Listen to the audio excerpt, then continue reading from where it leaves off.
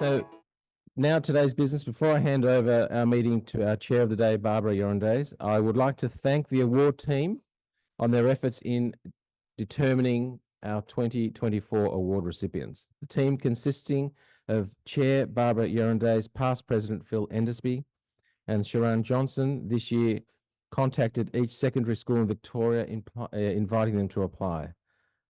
I also want to thank Barbara's staff member, Ioana Petropoulou, for extensive administrative help. Ioana, you're part of the deal as well, right? Because there's so much work involved. So congratulations. Please join me in thanking them in advance of the presentation. Thank you, Chris. My name is Barbara Yorandays and I chair the Rotary Club of Melbourne 2024 Environmental Sustainability Award. So in 2021, Rotary ran its inaugural award focusing on improving ecological sustainability. So previous awardees, Claire Moore, from Sweet Justice, who is here with us today, Phoebe Gardner and Alex Arnold from bode, and a specific commendation award was to Manon Beauchamp, who is also with us here today from Green Panda. This year, the award is a little bit different, and we've decided to focus on tomorrow's leaders.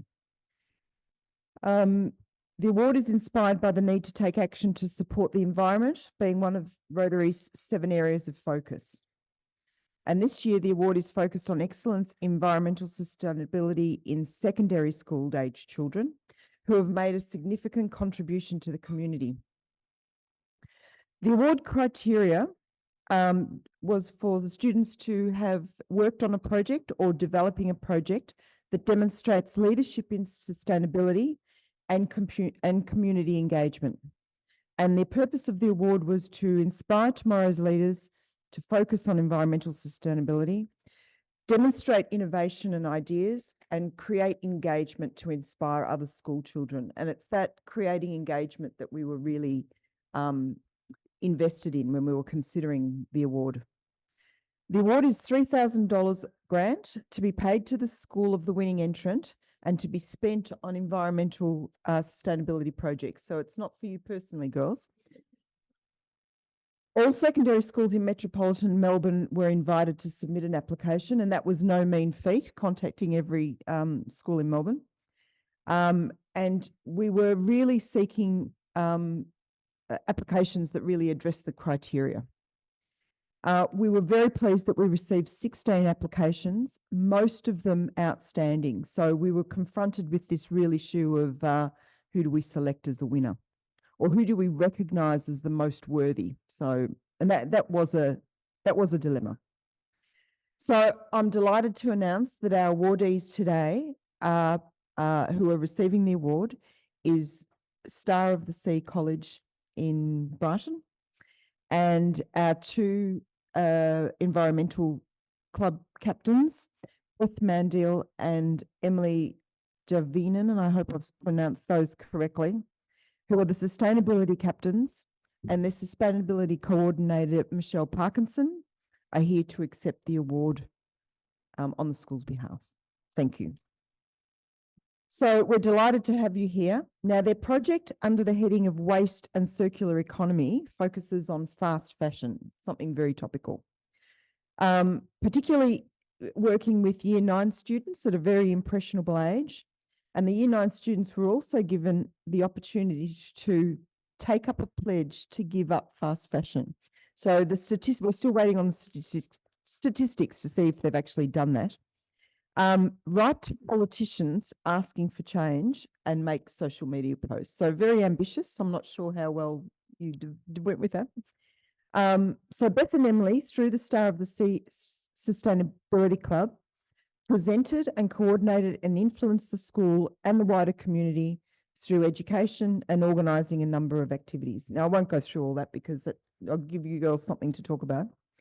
But what impressed us most is that it feels like we've got a couple of young ladies who are future Rotarians. So we can start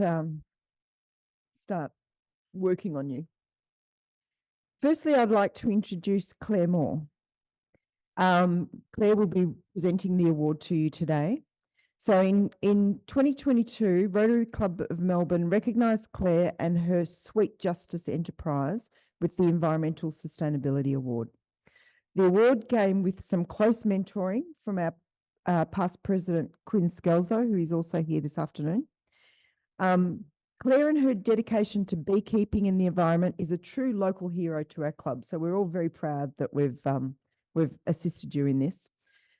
Claire will talk a little bit more about her passion, but it shows in how she presents herself. And I was going to talk a little bit more about that, but I think that's for you to present. But we are very proud to have you as a previous awardee. Sweet Justice not only enhances a healthier environment by creating more beehives, but also provides a career path for young detainees in beekeeping. So that's our education program and looking to the future. Looking after health and wellbeing. Claire has had a number of awards, has been a recipient of a number of awards over the years, and including community and government recognition, and was a runner-up of the 2019 National Agri-Future Rural Women's Award after winning the Victorian round of the award. And in 2020, she was the recipient of the National Mentoring Scholarship from the Department of Prime Minister's Office and Cabinet for Women, and is a finalist in the 2021 Boosting Female Funders Initiative. So Claire's goal is to combine her skills with bee genetics, education and social enterprise into a collective focus which is centred on the Sweet Justice program. And I believe she's doing that very well. Claire, I would like to invite you to this podium, and I'd like to invite Beth and Emily to the podium. Congratulations. It's my role to read the citation. Well done. And my apologies if I get your surnames wrong. I really am sorry. The Rotary Club of Melbourne Environmental Sustainability Award for 2024 recognises this distinguished service of Star of the Sea students Beth Mandelli and Emily Jarvinen. Did I get that close? And their teacher, sustainability coordinator, Michelle Parkinson, towards Rotary's international 7th area of focus, supporting the environment. Through this award, Rotary Melbourne recognises and applauds the students' willingness to put service above self with their important, inspiring and fun project to explore and expose the consequences of fast fashion. Beth and Emily, as the Star of the Sea Sustainability Club captains for 2023 and 2024, committed to inspiring and educating the school community towards achieving sustainability and social justice goals. Their focus has been on waste with a particular interest in fast fashion. Through awareness presentations to Year 9 students, information on the manipulation of consumers to increase consumption and the unethical and damaging effects on the environment of fast fashion choices. The aim was to positively influence students' retail consumption while they're on the cusp of having their own money and potentially making more purchases. Students were asked to take 1 of 4 actions after the presentation. Pledge to give up fast fashion. That's a pretty tough one. Make a poster outlining the facts about fast fashion's contributions to environmental damage. Write to politicians asking for change, and make social media posts. The 2023 project, named Throw Out Wasteful Habits, Not the Planet, targeted students, teachers and the school community to create awareness of the impacts on everyday actions on the environment. Sustainability Week in July 2023 was the culmination of many of these initiatives. The most popular and far-reaching action was a clothes swap, with the goal to introduce the circular economy and provide information on fast fashion alternatives, publicise environmental issues and empower students to consider their own actions to make a positive change for sustainability, reduce waste around campus and in homes, educate the community about recycling opportunities and provide easy access to recycle, and alter consumption patterns to reduce waste. Funds raised and surplus clothes have been donated to charitable organisations. We commend the students and leadership of Star of the Sea on their efforts for the environment and creating long-lasting awareness and consciousness. Good afternoon, everyone. I'm Beth and this is Emily, as you've heard, and we are both Year 12 students at Star of the Sea and the past and present sustainability captains for the college. We would firstly like to give a very big thank you for selecting our school to receive this year's Rotary Melbourne Environmental Award amongst the numerous entries received. Star of the Sea is a Catholic school that has been educating secondary school students like us for 141 years since the Presentation Sisters founded our community in 1883. Right now, Star is home to 1,200 students from year 7 to 12, and we recently had our lovely old senior building renovated to include new study and recreation place. The Environmental Club is a committee of dedicated students at Star, supported by our staff leader, Ms. Parkinson, and it is our role to organise and promote sustainability initiatives at our school. Our core group of members meet fortnightly, and we reach the broader community with our regular newsletter, daily school bulletin, and social media accounts. Last year, our strategic focus was on waste, concentrating on how we could get other teenage peers to be interested in this issue. So we launched our fast fashion campaign, and we were so impressed with how well students and teachers engage with the programs to learn more about how they can reduce their fashion footprint. We think one of our most important aspects of our work is empowering our peers to take an active role in working towards a shared, greener future, which includes getting involved in the wider community to counteract the impacts of waste on the planet we are inheriting. Power to make a difference begins with education. This is why our 2023 campaign began with an awareness program that started with education and led to activism, as Year 9 students were encouraged to write letters to MPs and make social media posts about their concerns. The program ended in a clothes swap, where students of all year levels were able to exchange second-hand clothes with each other to give old items new life. We had a very impressive turnout and swapped a total of 350 clothing pieces. With remaining clothes, we made reusable Christmas wreaths and donated good quality pieces to a local women's shelter.